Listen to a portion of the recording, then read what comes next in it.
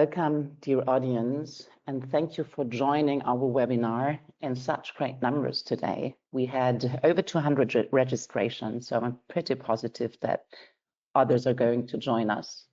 And when I say our webinar, I want to refer to the two organizations who were the driving forces for starting this task force: the German Alternative Investment Association, short BAI, and the German Impact Investing Initiative, BIII, of which I am the managing director. As most of you know, the Platform on Sustainable Finance issued on December 17th, 2024, a major proposal for the SFDR review and suggested 3 categories, and none of them was an impact investing category. However, they did recommend that the EU Commission start to look into impact investing. This was the moment where we sat down and began to work on a policy paper, which now bears the name Recognition of Impact Investing in the EU Sustainable Finance Framework and How This Could Look Like. This paper was written in a several-month-long, European-wide, multi-stakeholder process, and we are truly grateful to everyone who contributed to what we are now going to present and discuss with you.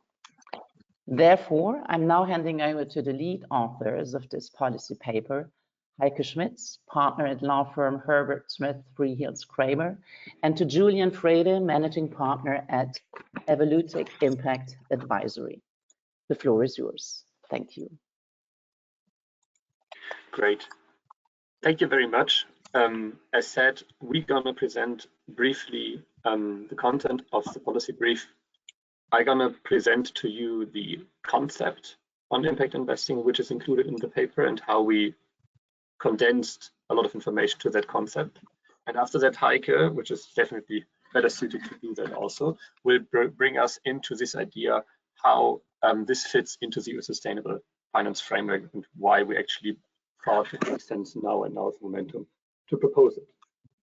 But what we have here, this multi-stakeholder initiative, has achieved, in my understanding, on our understanding, a concept which is built to be a joint minimum baseline for impact investing in Europe, but also worldwide, because we defined key principles and qualifying criteria as structure, and we're going to see that in the next slides. I touch base on briefly on some of these principles and criteria. But for us, it's important that this is a minimum baseline here. So the formulation around this concept is really about that we formulate at an entry level so that we can enhance and enable the market to grow and allow others to compete with the existing market players in impact investing. The second bullet here is saying provide managers and investors with a clear reference framework based on existing standards permitting first steps into impact investing. As said, first steps, that's the idea of we build an entry level. The other part is there's no reinventing the wheel.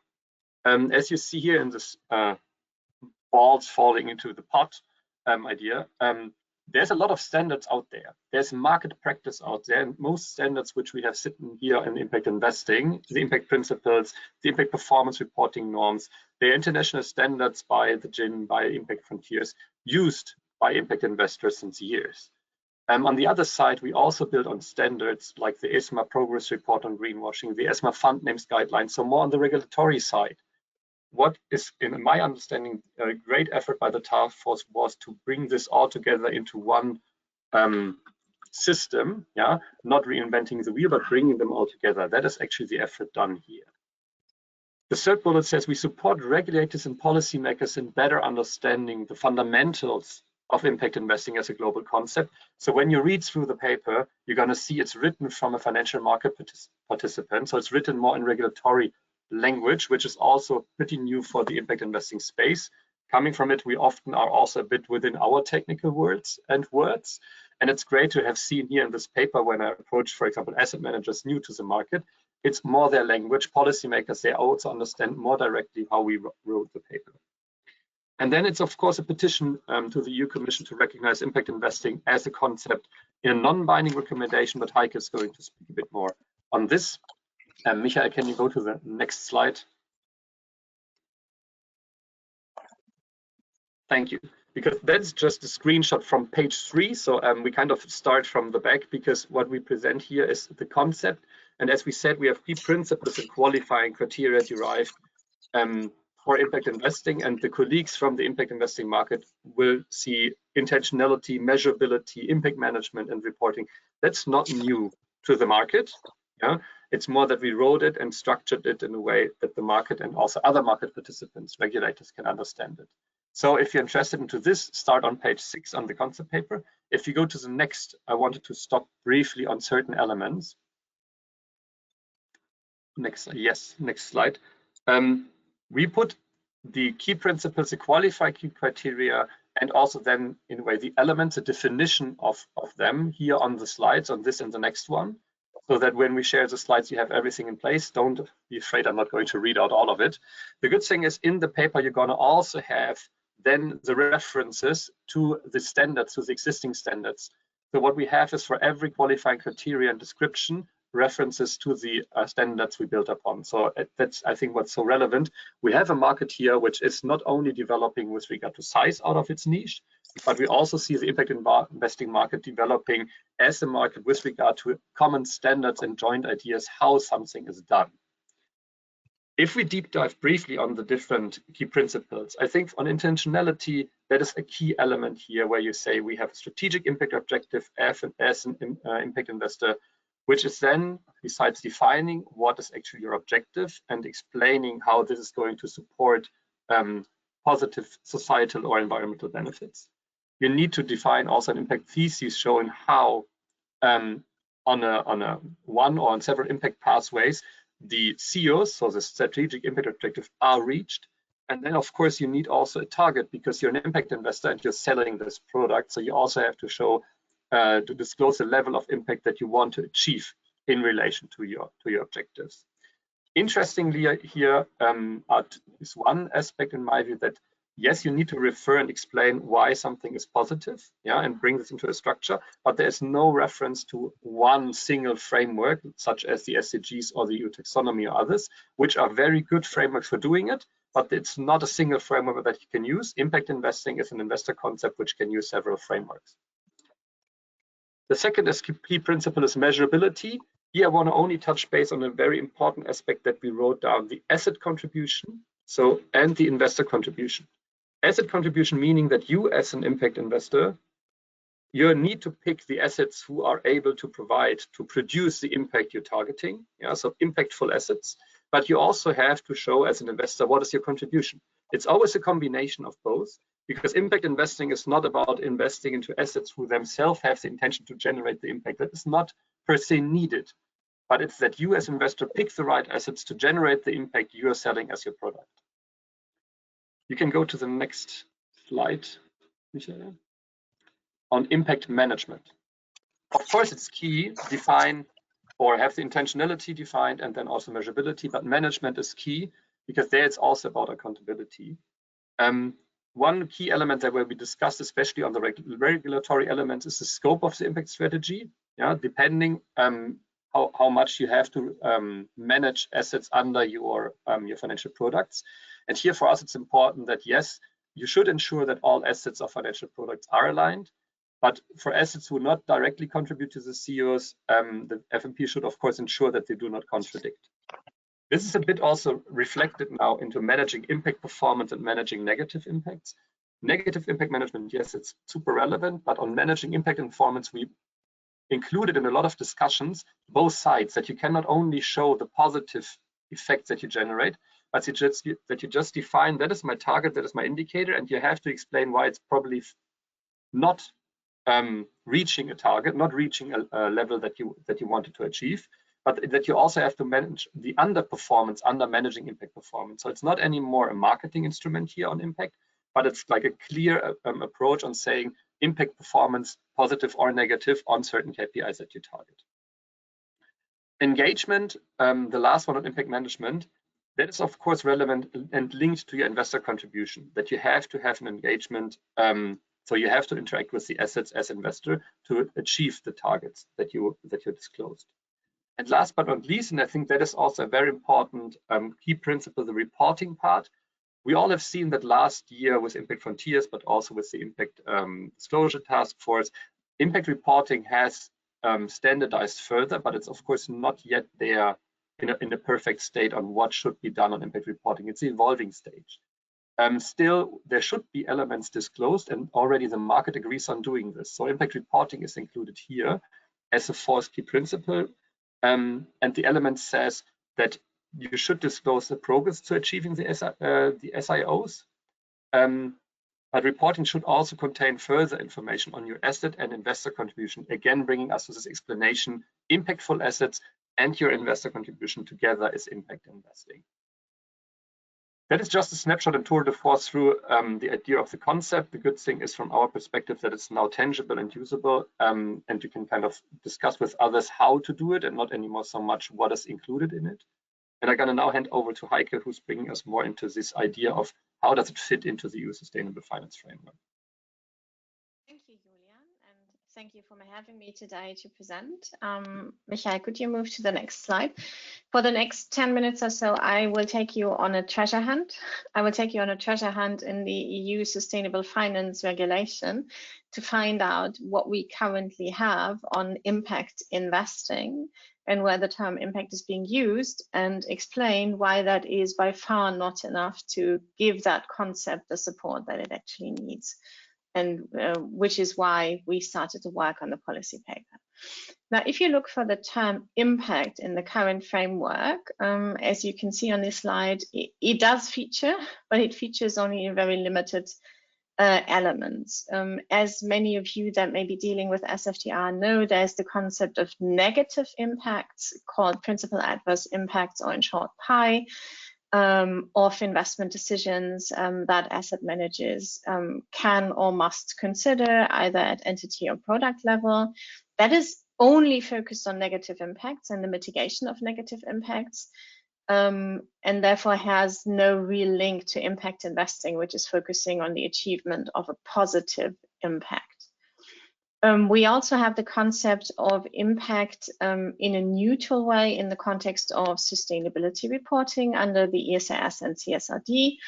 There, the impact is defined as to both include negative or positive contributions, but, and that's an important point to keep in mind, this is about the impact of a company.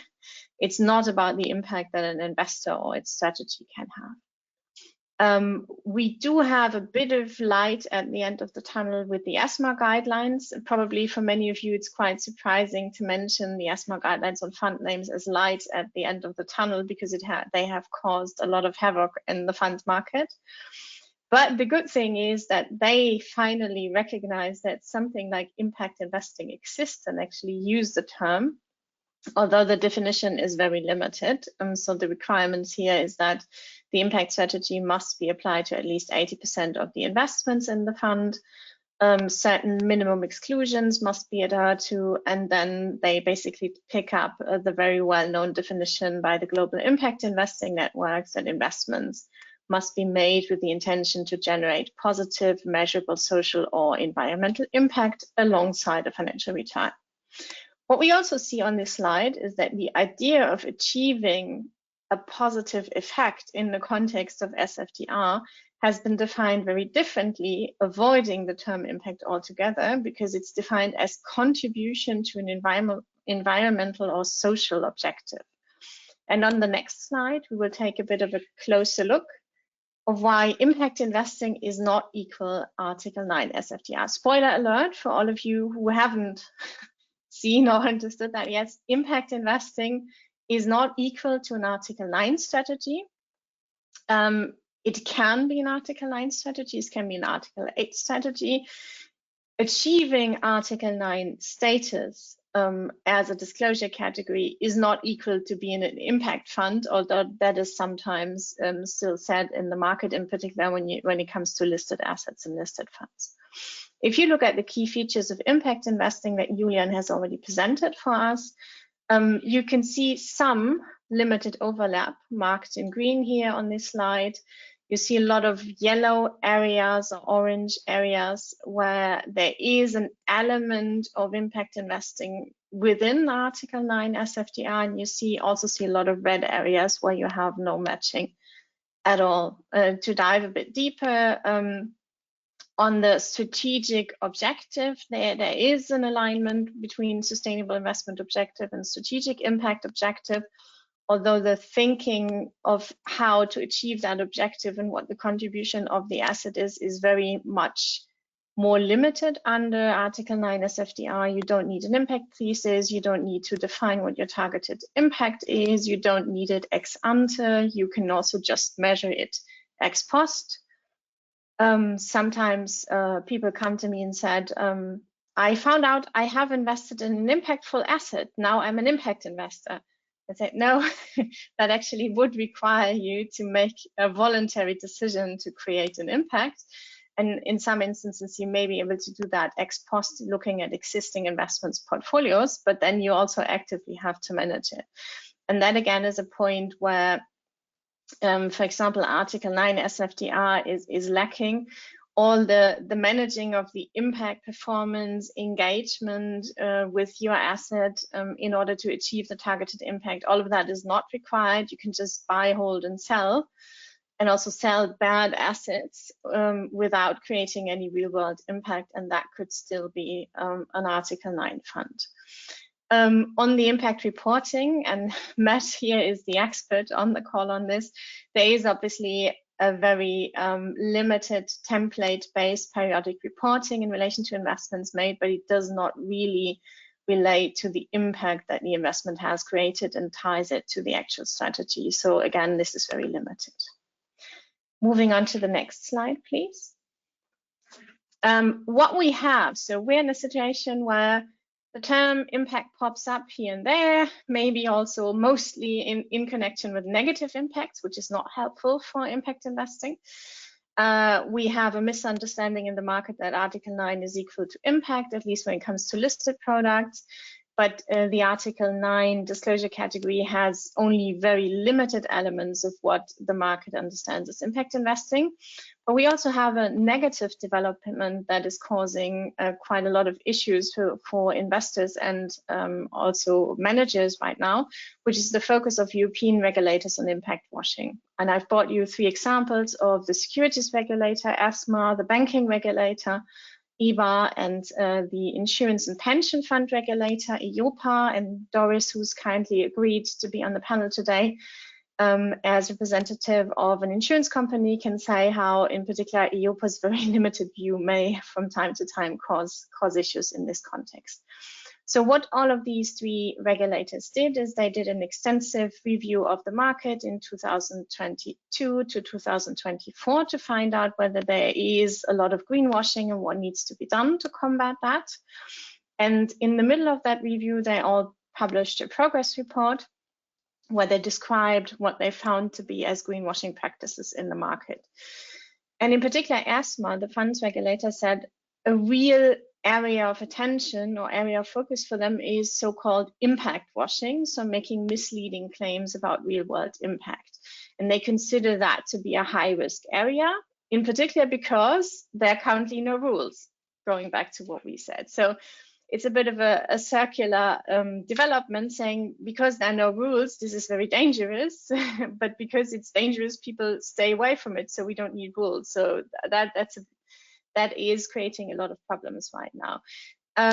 What we also see is that in addition to not being defined in regulation or recognized in regulation, as we're trying to achieve with this policy paper, is that obviously because impact investing is a specific concept that has been practiced for a long time for a number of market participants, but is not a widely adopted strategy, in particular by large listed asset managers, is that the level of knowledge of regulators about what impact investing is still fairly low. And because they don't have the aid of having a recognition in the regulatory framework, they're having difficulties to deal with this concept.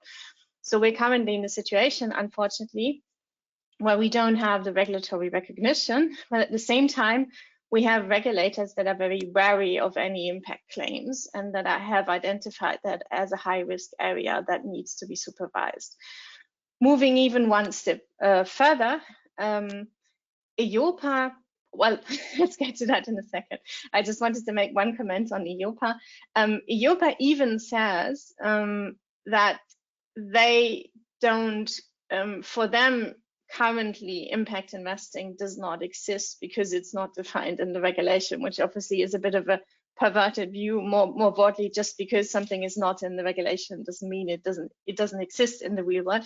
But this slide shows the difficulties that regulators are currently having with the concept. And this is why, as Julian has mentioned, part of the policy paper is also to give regulators, national regulators, European regulators, this basis, which then can help them to get into the concept, to better understand it, and to have something they can use for supervision. Now we move on to the next slide. What we did as part of the work of the task force, as Julian has already mentioned, we obviously looked at how impact investing is treated in other jurisdictions. When I first wrote this slide, it also had a fourth column for the US. As we very well know, with the current political developments, the US has basically completely retrenched from that. There were existing fund names guidelines proposed by the SEC that contained an impact category, but these have recently been withdrawn at the instigation of President Trump. So the US is out of the picture, but who's in the picture right now is obviously the UK, that has created its own SFDR, SDR, Sustainability Disclosure Requirements label, noting that because SFDR and most pieces of the EU Sustainable Finance Framework have come into force after the UK left the EU, they do not apply. So the FCA, the Financial Conduct Authority, the UK regulator, had the possibility to set up its own regime, and they've done it in a very smart way because they looked at what worked and what didn't work with SFDR. And then they took that as a learning to create their own regime. Part of the regime is a set of investment labels that are mandatory to be used in relation to retail investors. Currently, they can only be used by UK funds, so the inflow currently into the labels is still quite limited, but they do have an impact label. And in order to create that impact label, which is called Sustainability Impact, they had a lot of consultation with the market, with the likes of the Impact Investing Institute in the UK, to find a definition that works for a broad set of different strategies. And obviously that was very inspiring for the work we did on the policy paper. Another regulatory approach that we also found very inspiring as basis for our policy paper are the basic guidelines on impact investment that the Japanese Financial Service Agency has published last year. Different from the UK label, this is not binding, it's a non-binding guideline, noting that according to Japanese market practice, a non-binding guideline still has quite a lot of effect. And we've seen the concept of having non-binding guidance by regulators, by policymakers, also in the EU market. If you may remember, in 2023, the Commission has published non-binding guidance on the concept of transition finance. That was one of the main elements that had been found lacking in SFDR from the outset, that it doesn't focus on this transition element. And the Commission found it wasn't yet time to integrate it into a broader review of the regulatory frameworks, but they wanted to create this kind of support for a concept and give free space for investors and managers to pursue these strategies. And this is why they chose to issue non-binding guidelines. And a similar approach is what the Japanese regulator took. And this is why this has inspired us to say we may not yet be in a situation for impact investing to have a fully defined regulatory category, also because that always has the risk of being too rigid or cutting off certain strategies, killing innovation. But it's still very helpful to have that recognition, to deal with the regulators, to empower investors, to empower managers. And this is why we're asking the Commission to issue this non-binding guidance. And this is exactly what the Japanese FSA has done.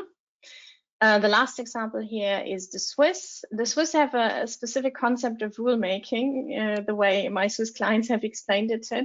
So typically the Swiss regulator says to the industry, I want to have a rule on X, and you can define the rule yourself. And if we like it, then that's fine. If we don't like it, we make our own rules. And this is how the AMAS, the Swiss Asset Management Association, in 2023 defined their own concept of sustainable finance, which is formally a self-regulation, so voluntary regime, but obviously everyone adheres to it because it replaces actions by the regulator. And again, this self-regulation recognizes impact investing as one of the different investment strategies. So you can see it is a thing, at least outside of the European Union, it is a thing and it does exist. Moving on to the next slide, please. So just very briefly, this is where we stand.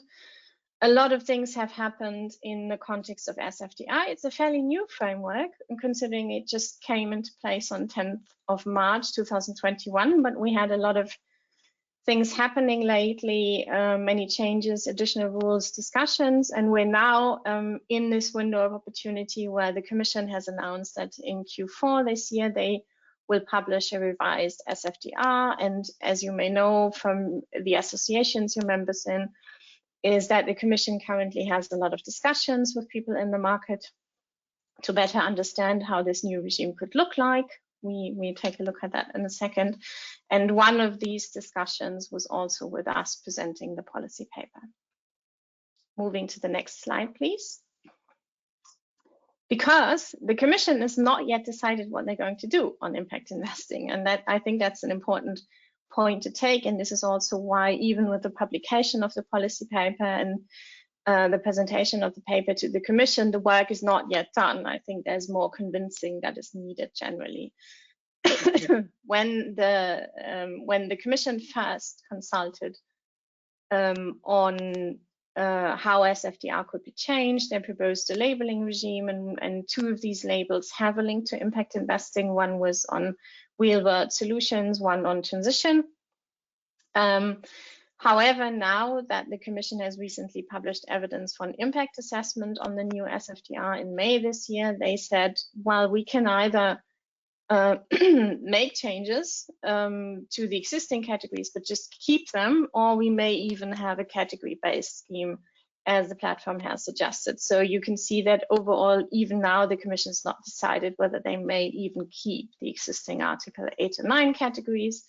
And as already mentioned, the platform has not, let's put it that way, they have said impact investing is important, but they have not managed to find a good understanding how it could be integrated into the EU Sustainable Finance Framework. But they recommend to the Commission to do further work on this, and this is why we jumped in.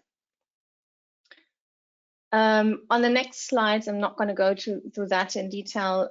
We see a bit of the reactions of regulators, what they want under revised SFDR. Most of the regulators definitely call for a sustainable category, focusing on products that are already environmentally or socially sustainable without necessarily considering the impact dimension, so what we currently know as sustainable investments in an enhanced version. Then a transition category, investing in economic activities that improve. So it's about the asset improving itself. It's not about the investor improving the asset. And some still mention impact investing or subcategory, but this is currently a bit off the table. And you can see that also moving to the next slide. In the industry reactions to the SFDR review, there's a clear division between those that ask for an impact investing category, even, for example, the UK Investment Association, INREV, the European Real Estate Association. But you also have industry associations that say we're not in a position yet to create an impact category, or even like the German listed mostly of investment and asset management association that focus mostly on listed assets, saying we believe that sustainable is the same as impact, and that impact investing is already caught in Article 9. So there is definitely need to change something. And without speaking further about dry regulation and finishing this treasure hunt, I would hand over to Michael and our panelists who will discuss about their experience and visions for the future on impact investing. Thank you very much, Heike, Julian, and Susanne. Welcome also from my side, Michael Bommer from BAI, unfortunately, and due to technical issues, not visible today. So I have the great pleasure to moderate this short panel with our three panelists. So I'd like to present you first Doris, who is a senior manager at the asset management arm of Armenia Rotire, so a big German insurance company. We have then Sarah, who is head of impact and sustainable finance regulation at Finance in Motion, a dedicated impact asset manager. And last but not least, Matt Ripley, who is director at Impact Frontiers. So as an author and lecturer deeply in impact management topics. So welcome you all. We have an investor, an institutional investor, an asset manager, and an impact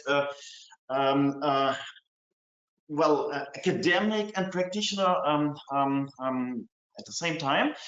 I'd like to first ask you one question, each of you. So you have all endorsed and supported our task force and this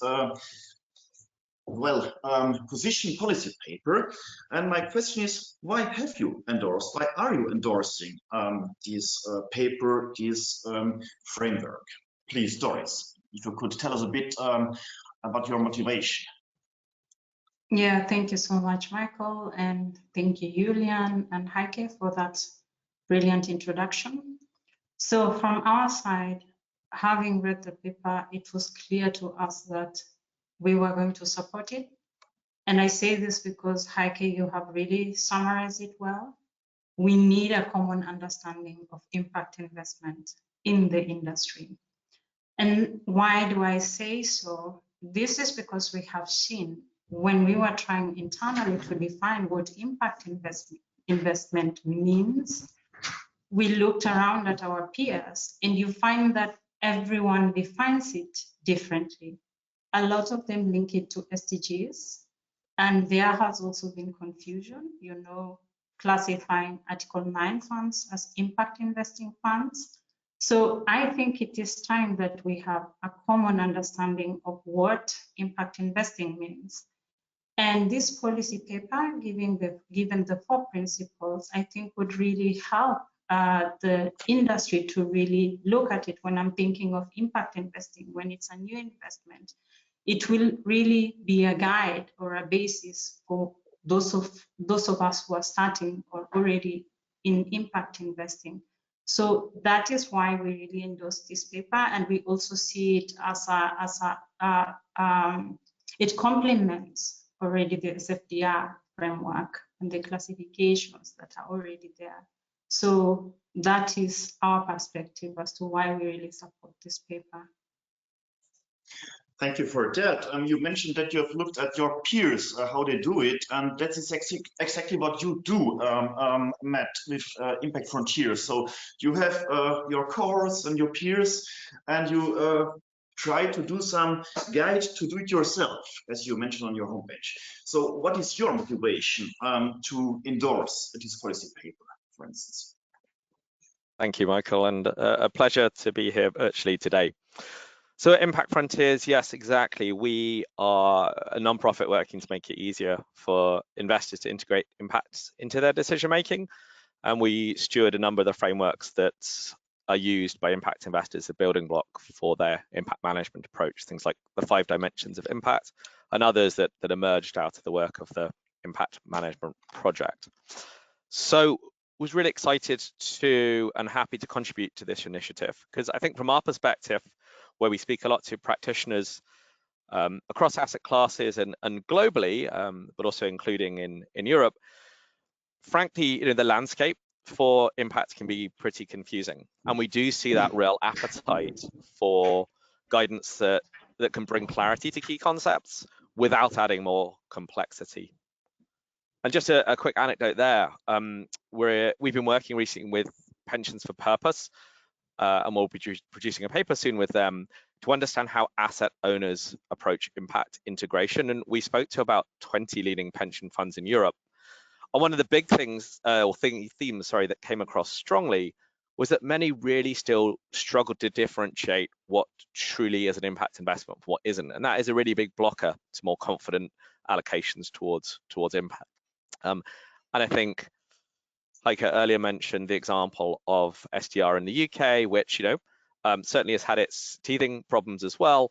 But I think one of the things we've seen is, you know, people out of scope of that, for instance, pension funds and other institutional asset owners, allocators, really starting to use that sustainability impact label as helpful shorthand for how they select, screen, and even start to assess managers.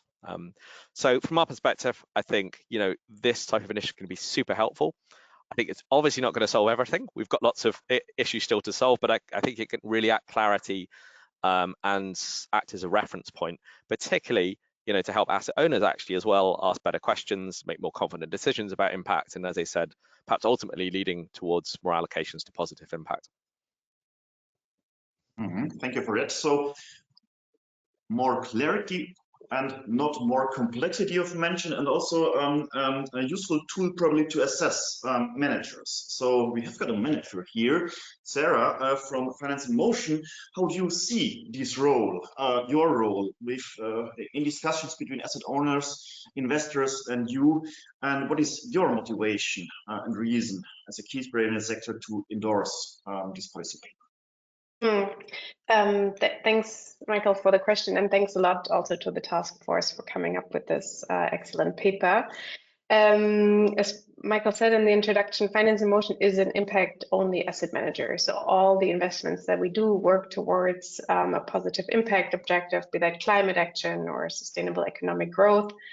And we invest largely in private debt and only in emerging markets. And as kind of having this focus, we've always been very supportive of the EU sustainable finance agenda, but it always felt like the regulation wasn't made with products like ours in mind. And that created often this somewhat a bit awkward mismatch that we've also seen in the comparison that Heike presented between what we were doing and then mapping that to the regulatory needs.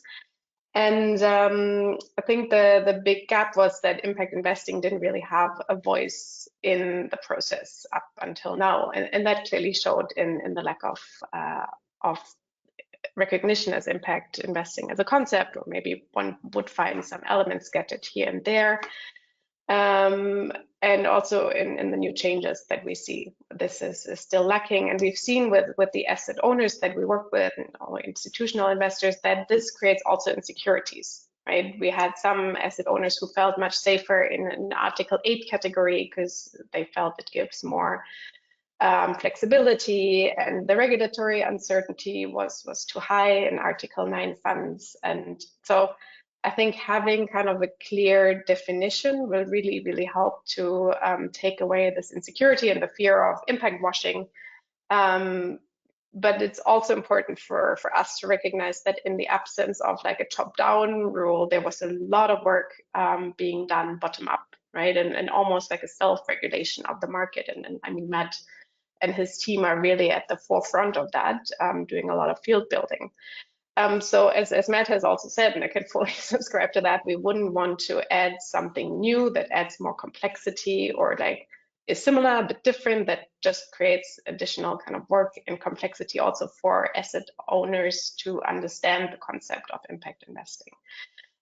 So this is why when we saw this paper with its principle-based approach, building on what has already been really agreed on in massive kind of alignment processes in the industry, it's really something where we feel this comes at the right time to feed into the SFDR reform, to promote that joint perspective, promote well-tested concepts, and to create more awareness and understanding about impact investing so that we can have then also a conducive regulatory framework. Thank you for that, Sarah. And what do you think on the non-binding character we have proposed in this policy paper? So specifically, is that good for you and your work, your discussions? Yeah, absolutely. It was important for us that the paper is principle-based rather than giving a very narrow definition of what impact investing is. Why is that? I mean, for one, impact investing is still growing. Yes, I think it is in a consolidation phase, but it's still growing. And if you look at the market in impact investing solutions, it comes in all forms of strategies, focus areas, different impact targets, but also when it comes to asset owners, and maybe Doris can talk to that, but they also come with very different expectations when it comes to what is the financial return, what is the impact return they want to achieve, what is their risk appetite, what is their geographic focus, right? And if we have a narrow definition, that will just limit the market. So, and I think we'll come to that later, but we clearly need to grow the impact investing market to address all the challenges that we're facing currently. So we, for one, need a standard that provides clarity and protects the integrity of the work that is being done, but also gives space for innovation and for diversity to really embrace all the needs that we have in the impact investing space. So this is why we're very supportive of the principle-based approach. And maybe one point more towards my last question that I wanted to bring in also is that we have, with these principles, we agree on a common language, right? And a common kind of minimum standard that we all want to work on. And that then feeds into also allowing an easier dialogue between asset owners, asset managers, regulators, other market participants to really come together and kind of clarify expectations and make the work easier. Thank you for that, Matt and Doris. You have any additions to what have said Sarah, or fully agree? I think Sarah has captured this so well. You know, having a common language will really break down these barriers between asset owners and the managers. You know, having this will make sure that when we go into an investment or when we are scouting for investments, we already have clear principles, you know, a clear structure. We can look at, is there intentionality, is there impact, is it measurable, and how is the reporting being done? And it will also be a language that the manager can understand. So I think it will cut across the board, which is also good. And it will just guide investors other than thinking, okay, Article 9, Article 8, what is it? And we saw this in the very beginning. In the beginning, there were a lot of Article 9 funds claiming to be impact investment. Then came the regulator and said, no, greenwashing. People went back. There was a lot of scaling. And most investment managers felt safe. It's better to be Article 6 because we are not really sure, or Article 8 because we are not really sure about what impact investing is. So I really welcome this concept, and I hope that it can really be recognized within the SFDR framework, because then we will have one language and we will all understand each other. So that will be quite helpful. Thank you. Well, what you've mentioned, referencing on Article 8, 9, or in 6, as de facto categories is an important point. And there's one question from our audience which goes in this direction. So I will just give you this question, and feel free also, Heike, Julian, or Susanne to jump in. So the question is exactly what we have expected and what we've also discussed when writing our policy paper. So do you think a known impact category should be created, or should investor impact be a differentiator within the product categories transition and sustainable? For ESG collection, if every category will come, it doesn't apply. So it's exactly the question we have also discussed within the past month. Whoever does like to pick it up? Maybe I can, if that's okay, Sure.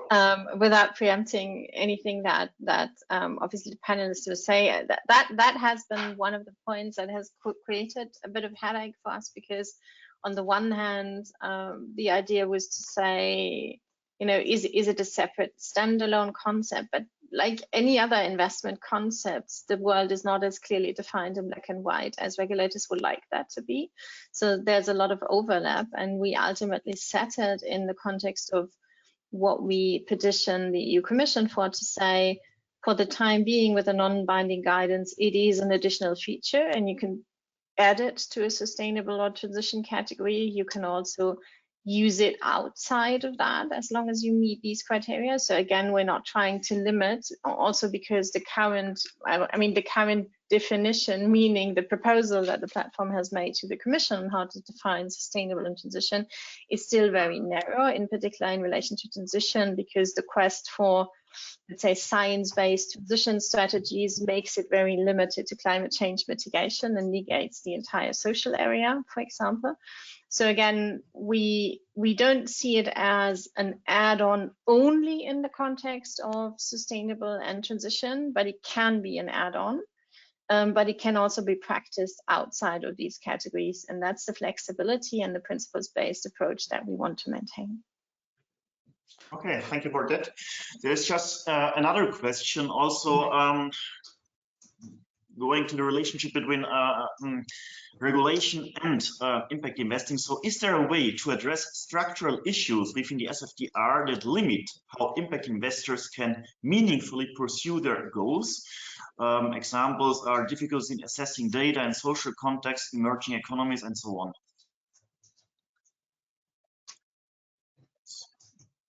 Anyone that wants to I'd say that's a good one for Sarah, emerging economies, right? Yeah, I was thinking about the question. I mean, I would say, as honestly, with the reporting part of SFDR, we had very little issues because we already collect a lot of data, right? Yes, it kind of is complex because working in private debt in emerging markets, we actually have to collect all the data from our investees, and we had to add some data, but we've always provided or collected a lot of data. So on this, SFDR was not so much of the challenge per se in terms of what it requested.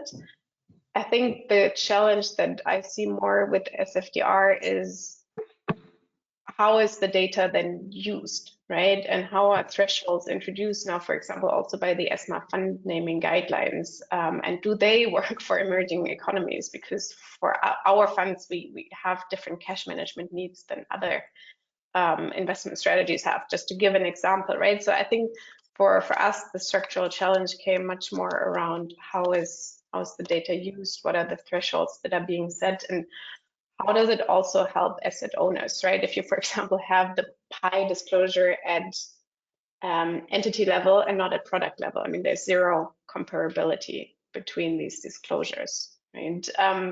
So these are more structural issues that I hope we can address in the next SFDR iteration, that they actually help investors to make better decisions. Oh, thank you for that, Sarah. So we have discussed a bit about the big picture. At the beginning, I'd like to go a bit in the details of our policy paper. So, Doris, please, which aspects are key for you in this policy paper concept, and why are these aspects key for you? How could you probably use the concept defined in the policy paper? I think the key important aspects for me are the principles, which I have already mentioned. I think they are a clear guideline. And as I said, looking at the whole paper, it will make it easier for us trying to define what impact investing is. Because previously trying to define what impact investing means for us internally, we've had to refer to the SFDR framework, and try to balance, 50% taxonomy here, is it an Article 9? What is it contributing to?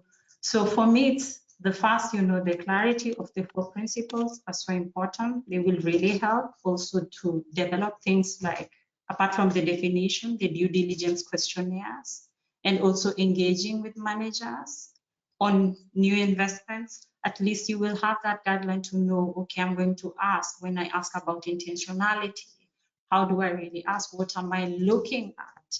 And also referencing to the framework, because as you have seen, it complements the framework. Looking at how the manager is measuring the impact, you can really break it down.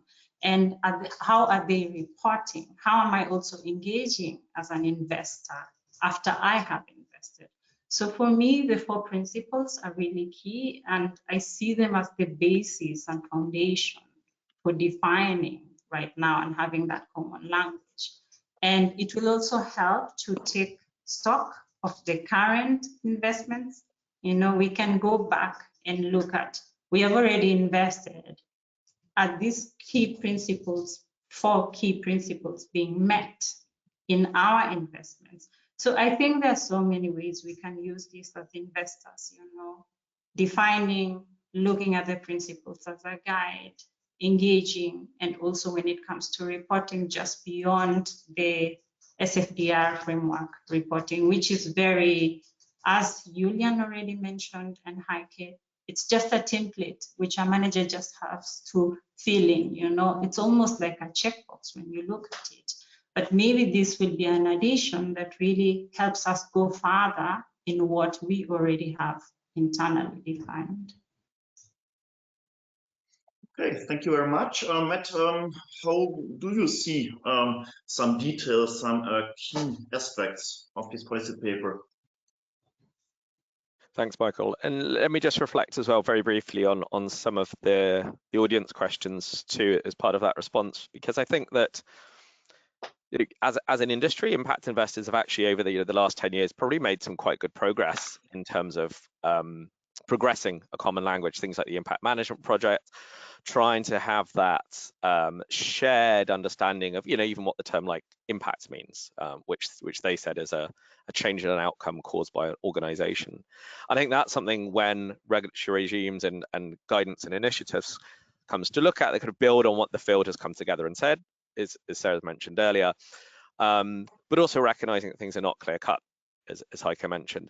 And I think that in the UK, for instance, I mentioned earlier, SDR, I think one of the things that's really key there is that the regulator's saying, well, look, all of the product categories have some element of impact baked into them, and all of them have some element of intentionality.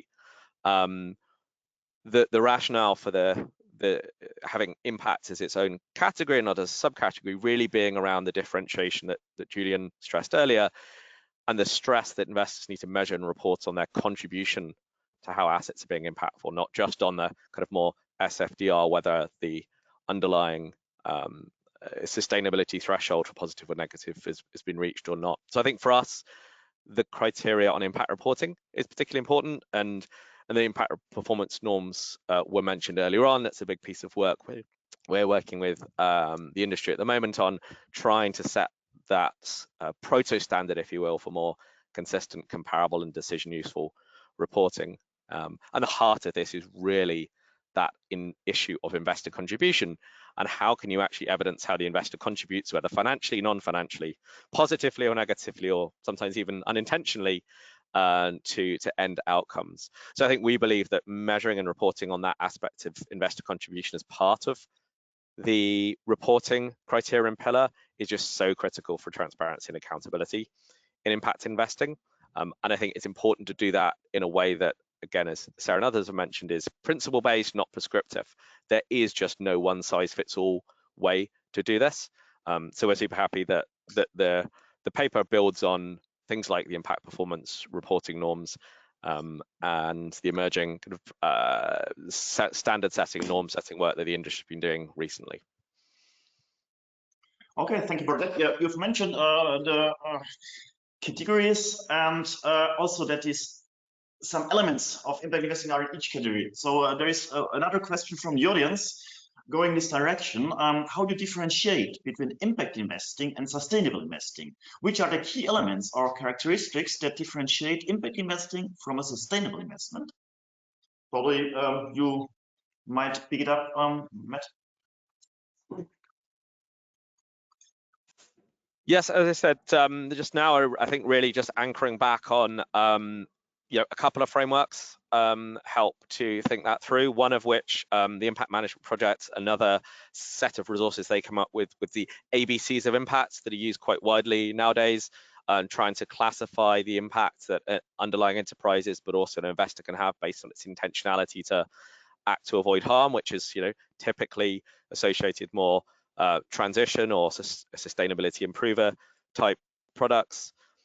B is benefit stakeholders, so that's investing in assets that are already sustainable, which is typically the focus of something like at least in the UK's SDR, a sustainability focus category. Or then C, which is contribute to solutions, which is really trying to aligned with the GIN definition of impact investing, trying to make a measurable difference to a set of stakeholders who are experiencing an underserved outcome, but not just making it a bit better, but bringing it above the level of a threshold that could be considered positive outcomes for people and or the planet. So that C is often seen as a bit of the impact investing category, and that's kind of how the UK's regime has been built around. But again, with the effort of intentionality and impact go in all of them, it's really with the impact label that it's about committing to measuring and being transparent about disclosing progress towards those intentions and measuring the contribution that investors are making, not just what's happening at the underlying asset or enterprise level. Okay, thank you very much. Are there any remarks from the others to this question, or shall we go a step further?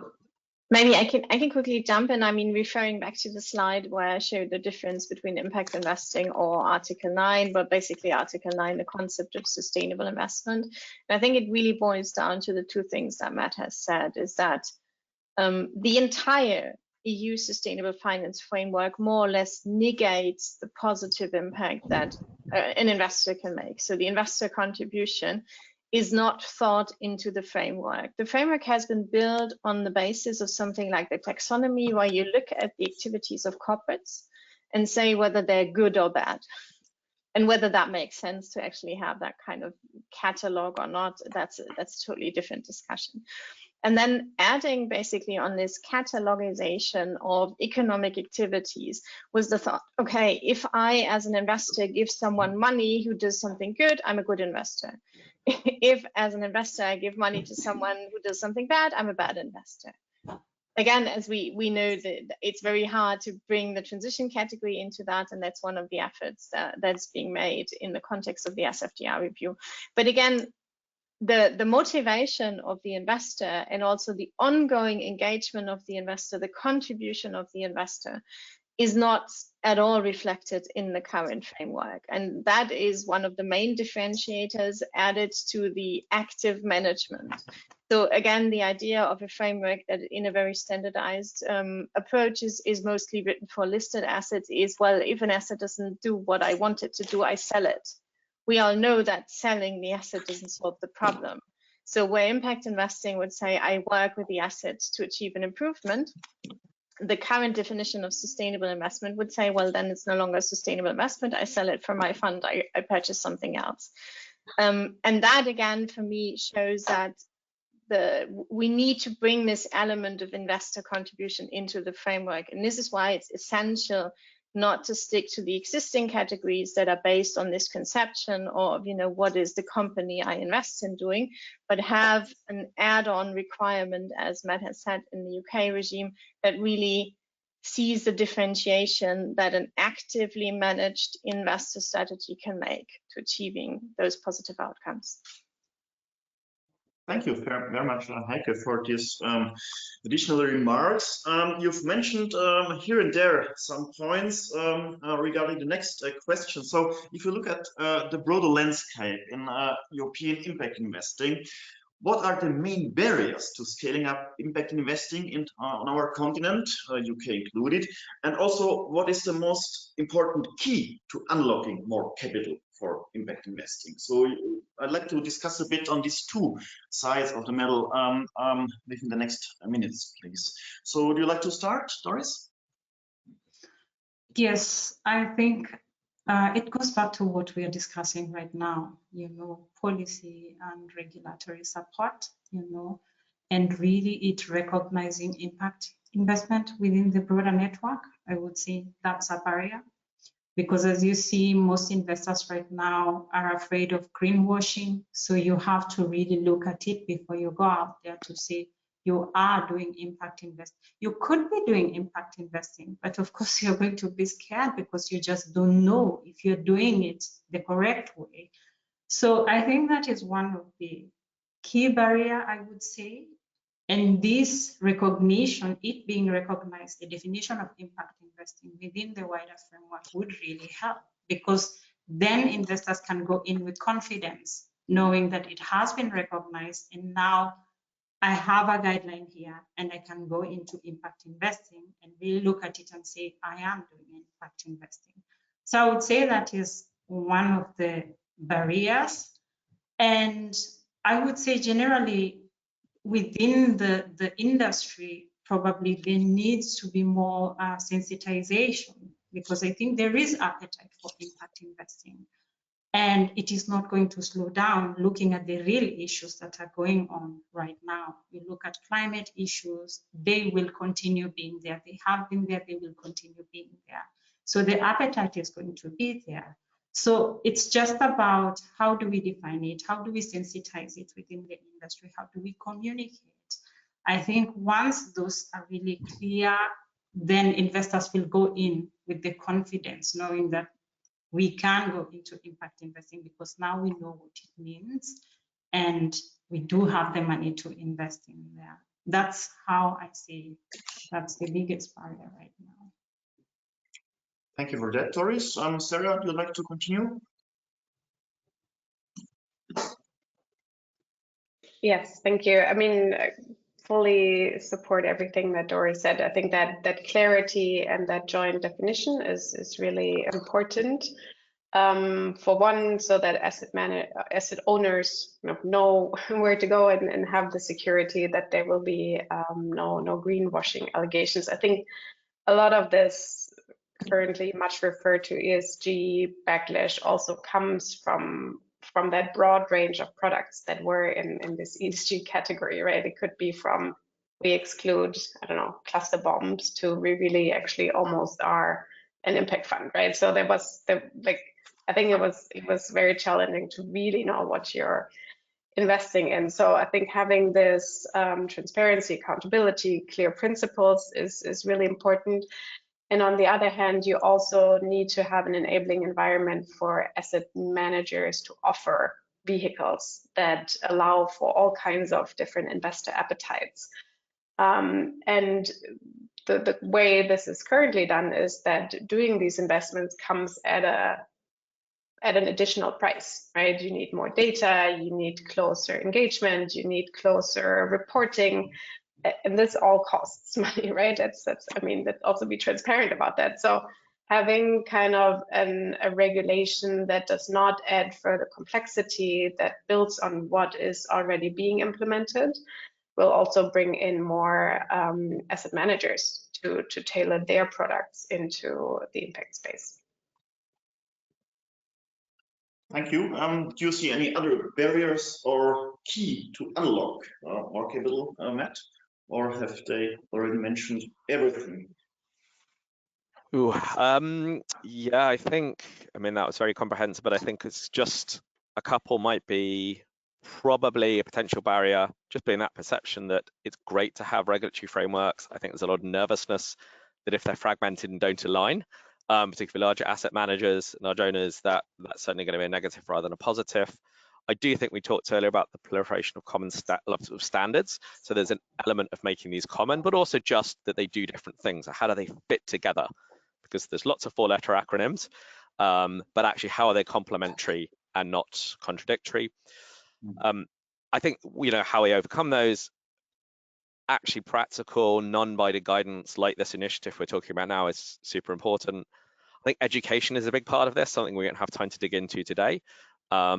We've talked about kind of education that come from the top down, if you will, or regulatory regimes. I think there's just education of financial professionals in general, both those who are dealing with ESG impacts and sustainability on a day-to-day basis, but as well as deal teams, investment managers more broadly. We've been doing some work, for instance, with a CFA certificate on impact investing. So I do think education is a big part of that. And finally, I do think, like Sarah mentioned earlier on, around data, how do you just make all of this cheaper, easier, more credible? I think using things to do the actual impact measurement and management to meet these criteria, how can we leverage technology and ways of doing that actually brings down the costs and the barriers of some of the things that can at first glance seem pretty big and insurmountable, but I think technology and better data can have a role in maybe alleviating some of those pain points. Okay, thank you. There's another question from the audience. So the question is, could it be a way to spot real impact investors by external assessments, audits from external companies? Of course, standardization, common language is key, but the fact of having external auditors may help also to benchmark the various actors in the industry. Here I have in mind the example of microfinance rating agencies making financial and social rating for MFIs. Probably Sarah doing microfinance. That is a question for you. Yeah, very happy to speak to that, because I mean, of course, as we invest in microfinance institutions, we do look at these ratings, and we welcome that, because then kind of an external entity has basically takes part of our work and verifies that these practices are aligned with certain standards, and really kind of the institutions really do what they claim to do. And I think likewise, we also as an asset manager, we follow the operating principles for impact management and go through regular external verifications with Bluemark, who's specialized agency that does not only, I mean, conduct a very detailed audit on our practices and our systems, and then based on this result, we get a scorecard on how well our practices align with these principles. And we see that in investor DDs, it makes it so much easier, particularly for asset owners or institutional investors who maybe are not so familiar with the impact investing space yet, right? Because then they see an external party has done all this work, they verified very high alignment, so we can close the book on this one and move on, right? So I do think there is a real value in that. It again comes with some drawbacks in terms of, and who are these verifiers, right? Do we need to have public verifiers? Like, I think there's a lot of kind of questions, or do we need to have standards for verifiers? I mean, it's also a discussion we have in the impact principles community, right? Do these different verifiers that verify us, should they all follow the same principles? And yeah, it's a discussion to be had another time. Bottom line is, I think it's very helpful. Yeah, maybe jumping in here. I mean, one thing to keep in mind, and it's one thing that always puzzles me about the EU Sustainable Finance Framework, just because you let someone else make the decision does not mean that someone else has a better idea of what they're doing. So verification can be an important element, it can be very helpful, but at the same time, it doesn't take away the effort of standardization, of having a common language, because you need that first. And we see that in a different space with ESG rating agencies right now in the broader responsible investing community, that reliance on their ratings has been quite heavy, but people didn't really understand how they came to their conclusions. And again, because that common language is missing, it led to very surprising and sometimes harmful concepts or harmful judgments in the market. So while external verification can be helpful, it's only the second step. The first step is to have the common language and the joint standards, and then we can speak about verification. Thank you so much. So to come to an end, probably one question. We have here an institutional investor, we have a researcher, we have an asset manager, also a lawyer and advisor. Sure. If ever you could, what advice would you give to any organization starting their impact investing journey? likes to start?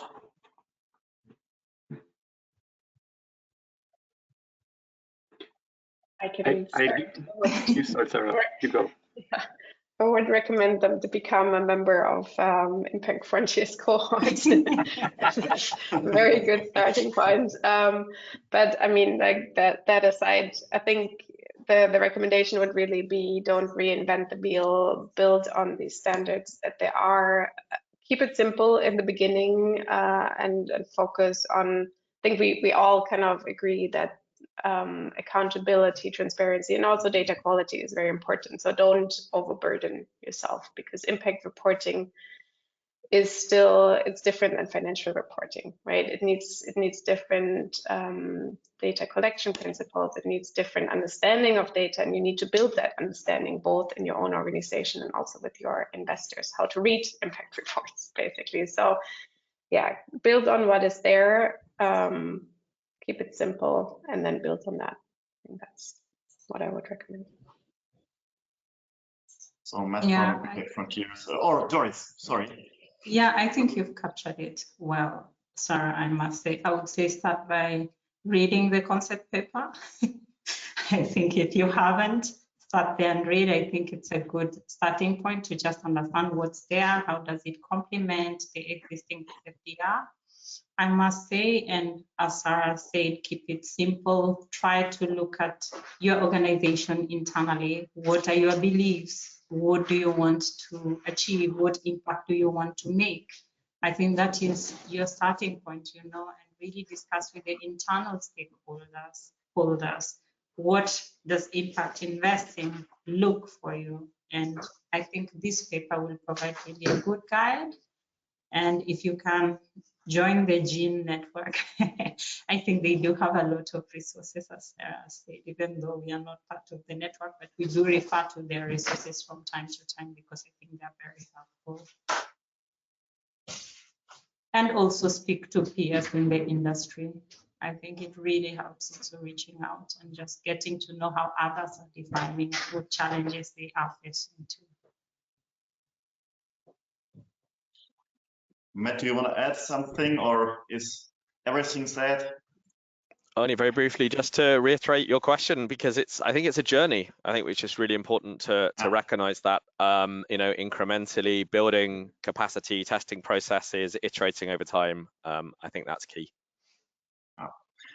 Well, thank you so much. We have come to an end of this webinar. Thank you, our very dear panelists. Thank you, Julian, Heike, and Susanne. I've just shown you the QR code and the download link for this policy paper. And if ever you want to add your logo as a supporter and an endorser to this policy paper, contact us, any of us. And so we are happy to still get more and more supporters and endorsers. Thank you so much for today. I wish you a very sunny summer and have a good day. Bye-bye. Thank you. Thank you. Bye.